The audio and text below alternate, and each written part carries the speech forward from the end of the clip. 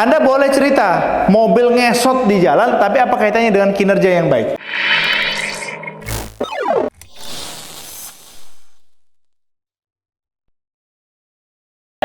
Yang kedua, metafora.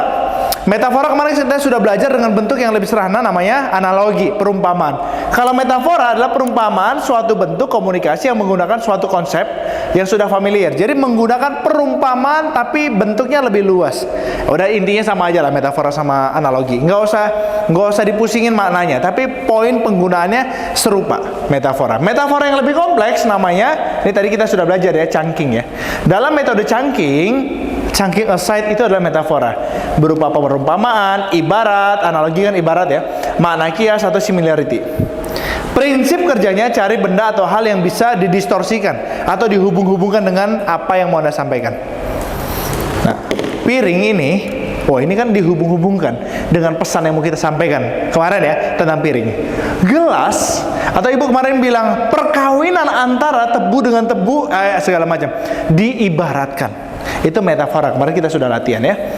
Nah, yang lebih kompleks namanya storytelling. Storytelling itu apa? Storytelling itu metafora lebih kompleks, perumpamaan yang lebih kompleks. Metafora yang lebih canggih itu storytelling. Gampangnya gini Pak, ya, nanti storytelling gampangnya gini.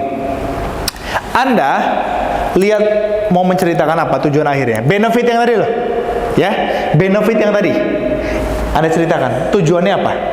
Terus kondisi sekarang apa?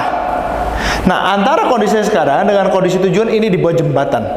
Jembatan itu berupa cerita, tapi ujungnya harus diambil hikmahnya, atau diasosiasikan, atau dibawa masuk gitu. Dibawa masuk pada tujuan ini. Anda boleh cerita mobil ngesot di jalan, tapi apa kaitannya dengan kinerja yang baik? Tadi, misalkan Anda mau mulai brief atau mau mulai kumpul dengan tim, tadi saya itu disupirin sama si Mas Andi.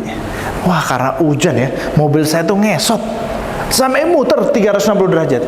Tapi untungnya Mas Andi lihai sehingga tetap aman-aman aja walaupun saya jantungan. Nah, dari sini juga kita belajar. Walaupun kejadian apapun troubleshoot dalam mesin kita, tapi kalau kita ahli, kita bisa kendalikan itu 360 derajat, membuatnya menjadi baik. Itu storytelling, Mbak. Paham ya, Pak? Jadi, apapun bentuk kejadiannya, hubungkan dengan apa tujuan kita. Makanya outcome thinking dari kemarin saya kasih penekanan kan. Jadi, harus punya goals dulu, mau cerita apa.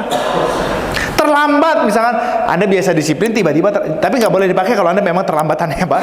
Kalau Anda biasa disiplin, kok dilalah terlambat karena macet, Anda boleh pakai post framing dengan, ya, memframingkan ulang dengan storytelling.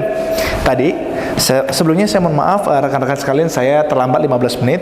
Tadi itu ada macet di Bandar Jaya, saya kebetulan baru pulang dari Bandar Lampung dan ada sebuah kecelakaan di tol terbanggi besar pas saya mau keluar. Saya lihat kecelakaan itu truk kecelakaan tunggal dan dia numbur separator jalan ya, pinggir jalan. Dari situ saya belajar kalau lelah ya harus istirahat. Kalau kira-kira nggak bisa dipaksa ya harus mengkondisikan.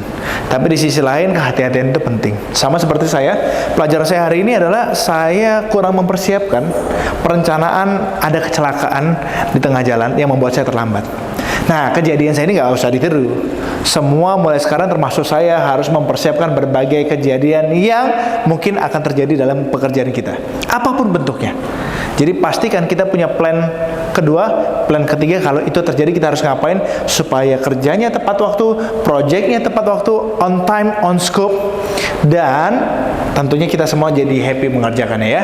So, kejadian macet hari ini memberikan dampak sangat baik buat saya jadi belajar tentang perencanaan. Tentu teman-teman juga harus belajar mulai hari ini ya. Hari ini siap kita mulai rapat kita, gitu Pak. Paham ya Pak?